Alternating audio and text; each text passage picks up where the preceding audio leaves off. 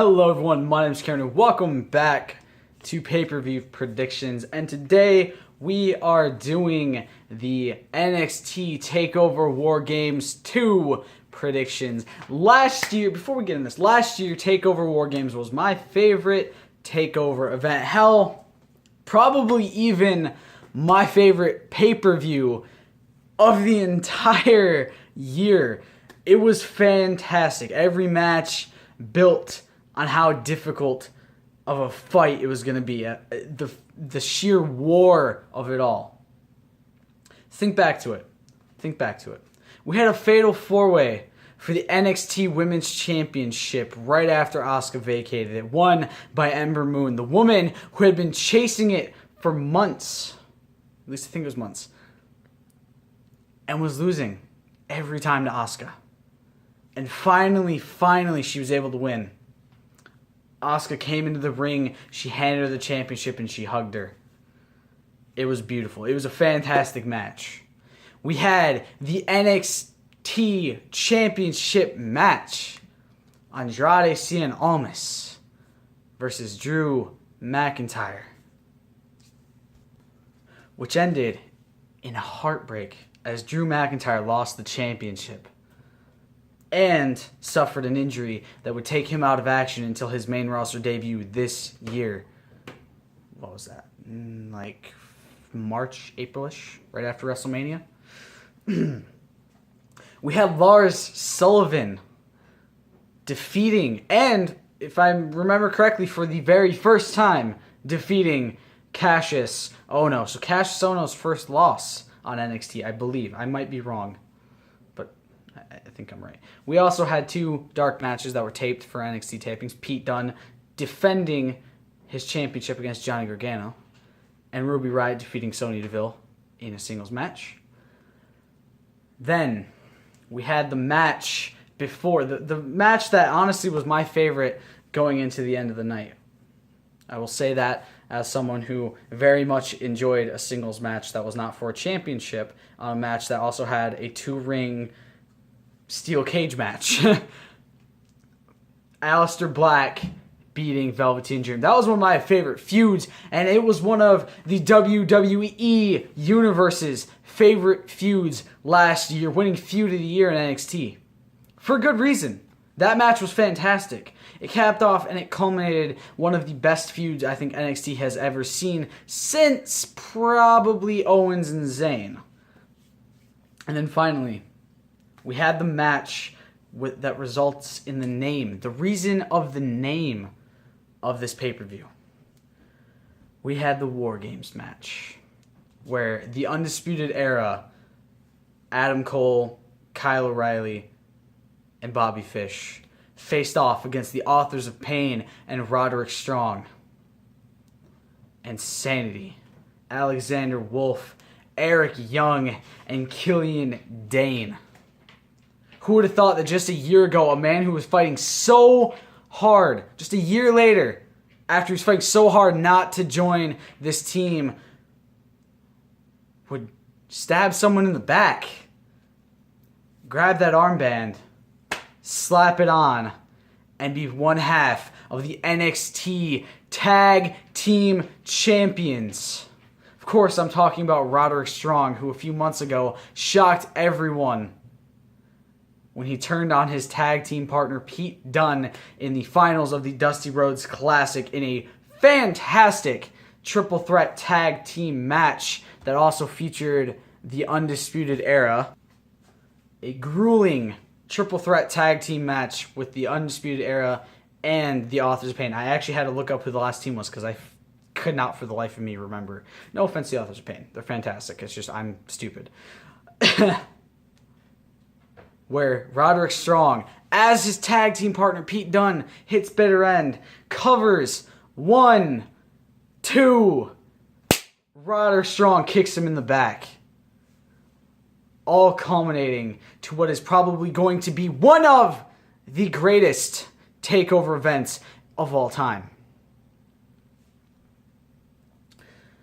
See, what Roderick Strong did is he set in motion a chain of events that no one was prepared for. See,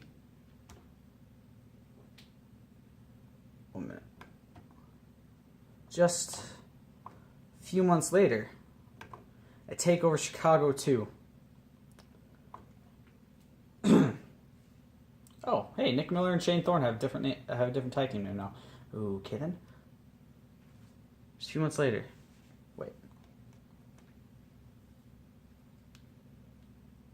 The hell? One sec. Sorry, just a few matches earlier in the night. Adam Cole had won the first ever NXT North American, well, not first ever, but he became the first ever North American champion, NXT North American champion, by beating 5 other fierce competitors in EC3, Killian Dane, Lars Sullivan, Ricochet, and Velveteen Dream. Now, a few months later, Ricochet would dethrone Adam Cole from that position. He would take the NXT North American Championship away from Adam Cole. And if you remember, a few months before they ended up tagging together, Roderick Strong was going after the UK Championship. And his feud with Pete Dunne sparked that night at NXT TakeOver New Orleans. And the War Raiders, a team yet to even be in, well, I think they're in the company. They just weren't on the show. The War Raiders, a team that dominated in other companies and has now showed up here after the Undisputed Era destroyed Danny Burch and Oney Lorcan at, wait, was it this TakeOver? Or was it the other one? 1 second. It might be the other one. It might be TakeOver Brooklyn 4. I'm getting my things mixed up a bit.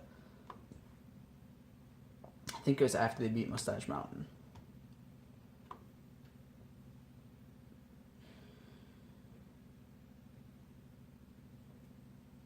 Yes. After their match at NXT TakeOver Brooklyn 4, the Undisputed Era was jumped by the War Raiders, sparking that feud going forward. The same pay-per-view, Ricochet dethroned Adam Cole, taking the NXT North American Championship from him. The same exact pay-per-view, Kairi Sane, the winner. I think this is this one. Yes. Yes. The same exact pay-per-view, Kairi Sane, the Mae Young Classic winner who had won but could not win the title, ended up beating Shayna Baszler with a roll-up to take the championship away from her. A championship she wouldn't lose until last month's Evolution pay-per-view. And at this pay-per-view, everything is going to culminate. Everything from the past year is going to culminate from this moment to this moment. Why am I... Oh, man. This is why I shouldn't record. I'm tired. Everything that's been fought for from these different feuds is going to culminate Saturday night. You're going to see the Undisputed Era's feuds, not feuds, culminate in the War Games match when the Undisputed Era, Kyle O'Reilly, Bobby Fish, who came back from injury a few months ago, Adam Cole, and Roderick Strong face off against the 4 men they've been feuding with, both as a team and personally. The War Raiders, Ricochet, and Pete Dunne. Now, no one thought that the Undisputed Era were going to be walking out of last year's War Games with the win. Hell, no one thought they'd be walking out at all. No one thought anyone would be walking out after that match. Hell, I sure didn't. I was voting for AOP and Roderick Strong.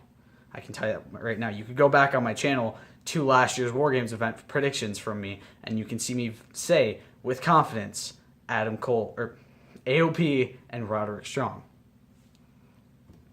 But this year is different. The entire landscape of NXT has changed in the last year. Tommaso Ciampa is now the NXT champion, and after a grueling feud with former tag team partner Johnny Gargano, Gargano has now also turned heel, attacking Aleister Black a few months ago to keep him out of a championship triple threat match so he could have Tommaso 1-on-1. Well, Aleister's Black. Aleister Black is back. Wow, Aleister's back is what I was going to say. Urgh. Again, don't record when you guys are tired. I'm keeping the bloopers in just for this reason. Aleister's back, and he's pissed. He will do anything to stop Johnny from getting a victory. Then we have the champion himself, the champ, Tommaso Ciampa. What's the word I'm looking for? Sadistic son of a bitch. Tommaso Ciampa facing Velveteen Dream. Which, fair enough. Good match. 1 year ago, no one expected this sort of match. No one expected Tommaso Ciampa to be the NXT champion. No one expected Tommaso Ciampa to be defending that championship at NXT Takeover War Games 2 against the Velveteen Dream. I mean, a lot of people assumed Velveteen Dream would eventually be champion, but that's not the point. No one expected Johnny Gargano to turn heel. But we've got predictions to do either way. So, without further ado, here are my NXT TakeOver War Games 2018 predictions. Starting with the men's singles match, Aleister Black versus Johnny Gargano, whatever you want to call him. My prediction is Aleister Black. Now, this is a bit of a shock to some, I know, because I'm a huge Johnny Gargano fan. I'm a huge Aleister Black fan as well.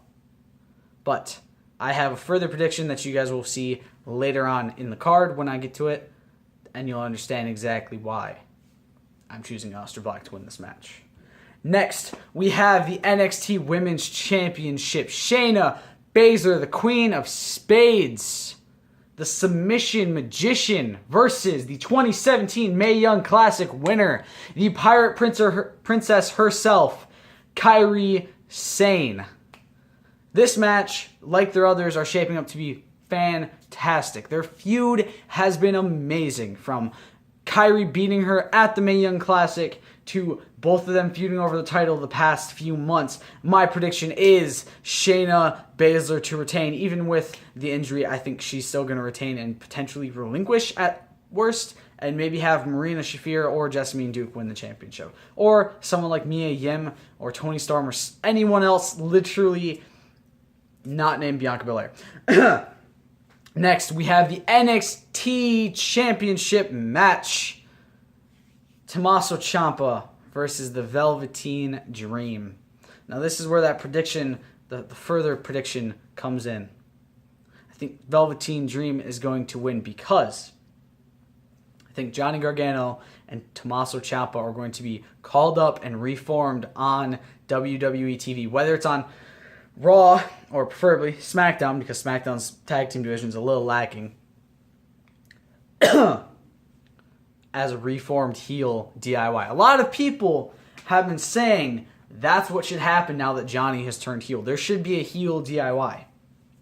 The thing is, it wouldn't fit in NXT, because everyone's still going to cheer for them. If they see them form back, I mean, obviously, we're still going to cheer for them on the main roster, but seeing them come back as a heel DIY on the main roster and beat down the Bar or the Usos or the New Day or Sanity or any other team would be amazing. Because you get to watch DIY, a team people don't think that's ever going to come back. You'd get to see them make their triumphant return and wreak havoc on the main roster. And finally, the match I'm looking forward to the most. We have the NXT TakeOver's namesake match, the War Games match. The Undisputed Era versus Hanson and Rao, the War Raiders, Ricochet, and Pete Dunne. And if the shirt wasn't enough to tell you, that's right. I think back-to-back takeovers, back-to-back War Games takeovers, I should clarify, the Undisputed Era are going to win the War Games match. Now, obviously, last year it was a triple threat with 3 members each. So it's going to be a little bit different. Obviously, this time it's 4-4. So it's seeming like potentially what's going to happen is they're going to put 2 people, potentially, this is what I'm thinking, 2 people from each team in the ring at the same time, and then have 2 people wait in the cage. What I'm predicting is probably, that's what I'm thinking. It could be 1-on-1, and then have all 6 of the others in cages waiting at the ring, or at the entrance. Entrance ramp. There we go. God, I finally got it out of my mouth. I'm rambling. This is what I get for doing a video while tired. I think they could definitely do something along those lines. 6 shark cages may seem a bit much, but it would also kind of add to the tension, and a match that's already fantastic and already going to be fantastic could kind of, be stretched out and make it a little bit more fun. I think the Undisputed Era are going to retain. Now, I'm not saying that they're going to walk away in any great shape. They're just going to get up and walk away. They're going to make it out of there, and that's it. I'm not saying that they're going to go out the same way they came in. I think the Undisputed Era is going to take beatings, might take chair shots to their heads if they repeat the Kyle O'Reilly spot from last year. They're going to be bruised, beaten, battered, victimized, to take a word from Paul Heyman, destroyed in those rings. Because that's just what War Games does to people. It messes with your head. But they've survived it already. Out of the 8 men in that match, 4 of them have taken place or have already taken to War Games. They've already gone to War Games. They've already gone to war, and they've survived. 3 of those men have won a War Games match. And all 4 of those men are undisputed. Hope you guys have enjoyed. Drop your predictions down in the comments below, or go to my Twitter at SOGamingYT and tell me what you guys' predictions are under my post, because I will have a pinned post with both my NXT TakeOver War Games 2018 and Survivor Series 2018 predictions. Hope you guys have enjoyed. Stay golden. Peace.